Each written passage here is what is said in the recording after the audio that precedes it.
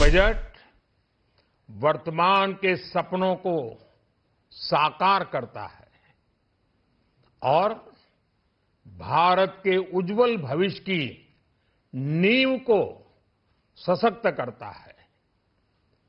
ये बजट 2047 के विकसित भारत की हमारी ऊंची उड़ान का मजबूत आधार है। साथियों, आज भारत जिस रिफॉर्म एक्सप्रेस पर सवार है, इस बजट से उसे नई ऊर्जा, नई गति मिलेगी। जो पाथ ब्रेकिंग रिफॉर्म्स किए गए हैं,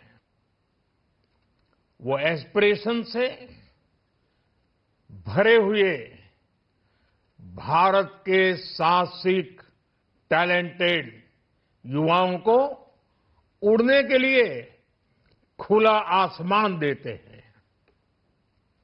ये बजट ट्रस्ट बेस्ड गवर्नेंस और ह्यूमन सेंट्रिक अर्थरचना के विजन को साकार करता है। एक ऐसा यूनिक बजट है जिसमें फिस्कल डेफिसिट कम करने, इन्फ्लेशन कंट्रोल करने पर फोकस है और इसके साथ ही बजट में हाई कैपेक्स और हाई ग्रोथ का भी समन्वय है।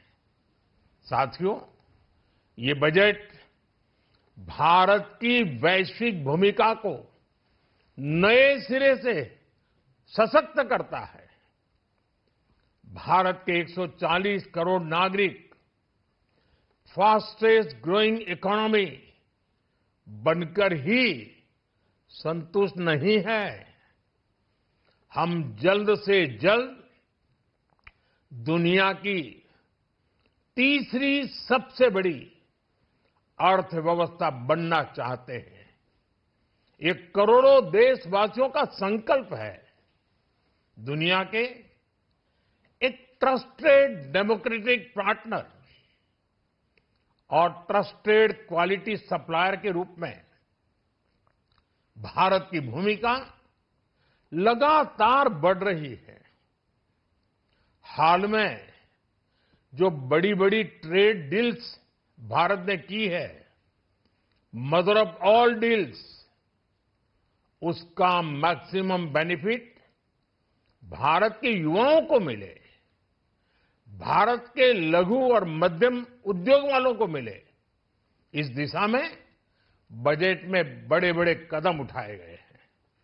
साथियों, इस बजट में मेक इन इंडिया और आत्मनिर्भर भारत अभियान को नई रफ्तार के लिए महत्वाकांक्षी रोड मैप प्रस्तुत किया गया है। इस बजट में नई उभरती इंडस्ट्रीज यानी सनराइज सेक्टर्स को जिस मजबूती के साथ समर्थन दिया गया है, वह अभूतपूर्व है।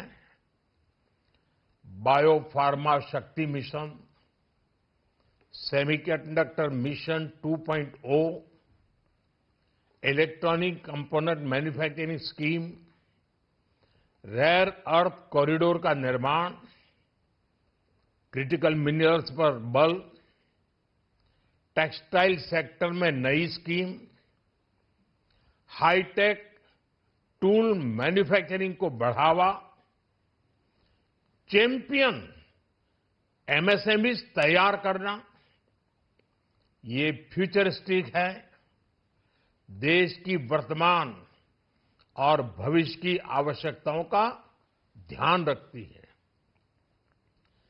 एमएसएमईज को, हमारे लघु और कुटीर उद्योगों को जो समर्थन इस बजट में मिला है, वह उन्हें लोकल से ग्लोबल बनने की नई ताकत देगा।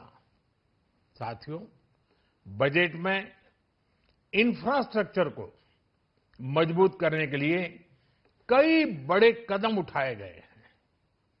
डेडिकेटेड फ्रेट कॉरिडोर, देश भर में वाटरवेज का विस्तार, high speed rail corridor, tier 2 और टियर 3 शहरों के विकास पर विशेष ध्यान और शहरों को मजबूत आर्थिक आधार देने के लिए म्युनिसिपल बॉन्ड्स को बढ़ावा, ये सारे कदम विकसित भारत की यात्रा की गति को और तेज करेंगे। साथियों, किसी भी देश की सबसे बड़ी पूंजी उसके नागरिक होते हैं। बीते वर्षों में हमारी सरकार ने देश के नागरिकों के सामर्थ्य को बढ़ाने पर अभूतपूर्व निवेश किया है।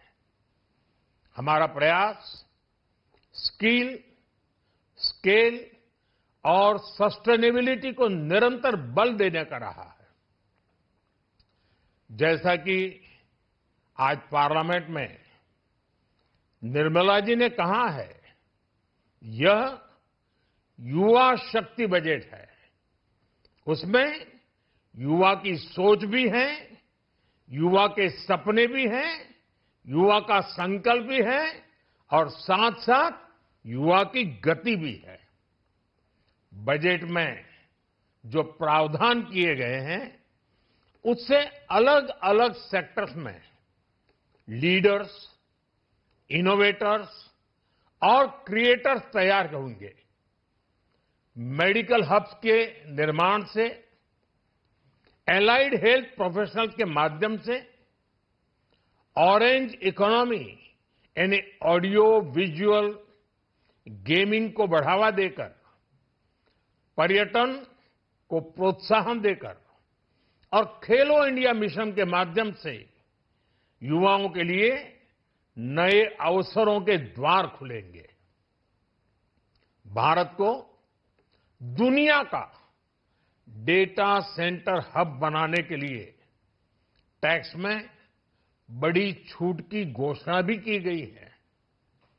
मैं भारत के युवाओं को विशेष तौर पर इस बजट की बहुत बहुत बधाई देता हूं, क्योंकि इससे एम्प्लॉयमेंट जनरेशन को बड़ा बूस्ट मिलेगा।